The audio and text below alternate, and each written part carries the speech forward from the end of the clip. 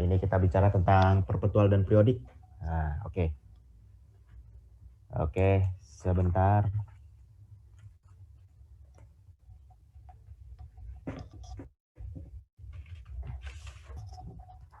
Ya.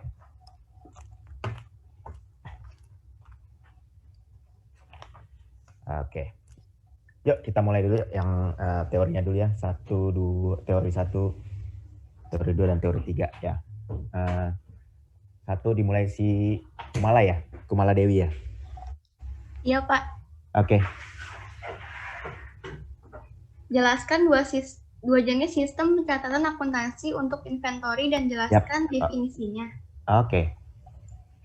Yang pertama ada metode perpetual, yaitu perhitungan jumlah dan nilai persediaan yang dilakukan secara terus-menerus. Setiap kali terjadi transaksi yang berkaitan dengan persediaan barang dagang. Ya. Yang kedua ada metode periodik. Periodik, metode pencatatan persediaan barang fisik secara pada waktu tertentu. Ya. Biasa disebut sistem perhitungan fisik. Ya.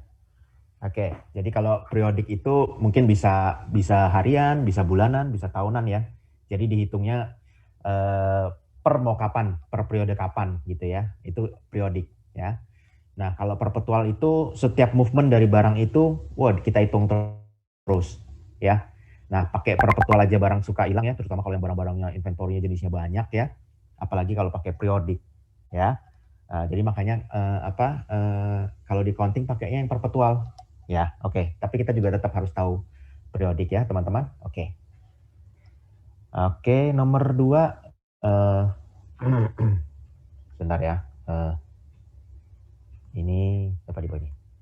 Jevinka ya, Jevinka. Ya, Pak. Transaksi dilakukan secara kredit dengan ketentuan 3/15, N/60. Jelaskanlah maksud dari kalimat tersebut. Jadi maksudnya adalah jika pembeli melakukan pembayaran atas produk atau jasa dalam jangka waktu 15 hari, pembeli akan mendapatkan potongan sebesar 3%, dan pembayaran jatuh tempo atau dibayar paling lambat dilakukan pada hari ke-60 saat pembelian. Ya, betul ya. Gitu ya artinya ya. N/60 artinya dibayar hari ke-60. Ya, kalau N/30 berarti dibayar 30 hari sesudah tanggal pembelian ya. Oke. Nah, jadi kita suka iming-imingin 3.15 atau 2.10 gitu ya, supaya kan kita jual barang kan pakai hutang ya, jual barang pakai hutang. Jadi kalau dikasih diskon gitu berharap konsumen kita bayarnya lebih cepat gitu ya. Jadi kita kasih diskon. Ayo kita bayar cepat dapat diskon gitu ya. Itu buat menarik pembayaran supaya cepat ya. Oke. Yang ketiga si Amelia ya. Perbedaannya antara FOB destination sama shipping point yaitu kalau misalnya FOB shipping point biayanya ditanggung pembeli. Tempat penjemputannya berada di toko penjual atau gudang penjual. Dan saat di perjalanan menjadi milik pembeli. Sedangkan destination biayanya ditanggung oleh penjual, penjemputnya berada di gudang milik pembeli, dan saat di perjalanan menjadi milik penjual. Ya.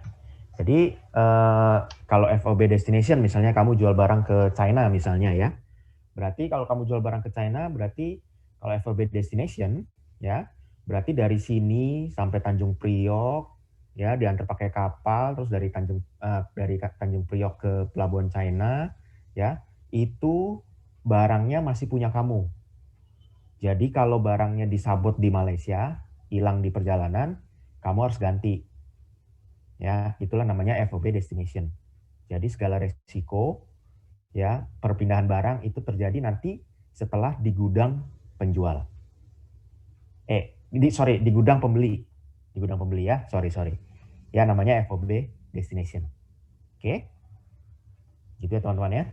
Kalau FOB shipping point misalnya kamu jualnya ke Palembang misalnya ya, FOB shipping point-nya udah deh kita ambil titik tengah-tengah di Pelabuhan Tanjung Priok ya. Berarti dari kamu di Jakarta misalnya atau di Tangsel, dari gudang kamu ke Tanjung Priok itu barang masih punya kamu ya, masih tanggungan kamu. Tapi setelah dari Tanjung Priok sampai Palembang itu udah tanggung jawabnya si pembeli. Oke. Ya, itu bedanya FOB shipping point dan destination. Ya, bedanya ada di resikonya, di perpindahan barangnya kapan gitu ya, dan kepemilikannya. Ya, jelas di situ perbedaannya. Oke. Ada yang mau didiskusikan dulu? Belum ya? Oke.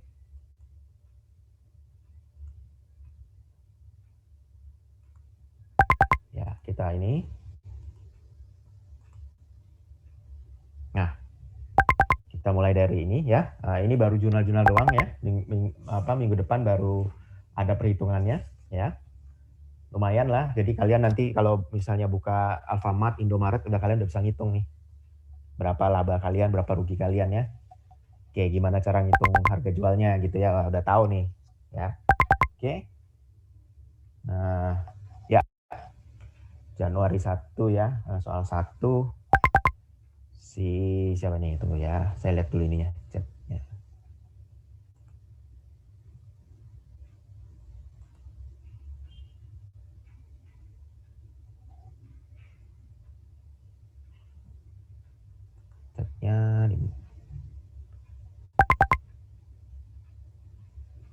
Chatnya suka nggak kelihatan guys kalau saya yang screen sharing. Dari kalian kelihatan kan ya? Boleh kalian urut aja, langsung ini aja, langsung maju gitu ya, siapa gitu.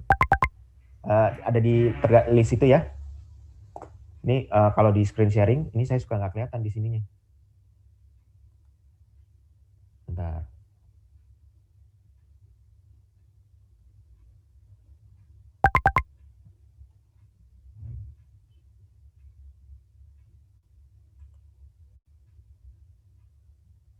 Ini siapa nih? Raymond, Pak. Raymond ya? Oke, silakan Raymond. Sesuai urutan ya tadi ya? Di bawahnya Amelia, Raymond ya? Iya, Pak. Oke, sip.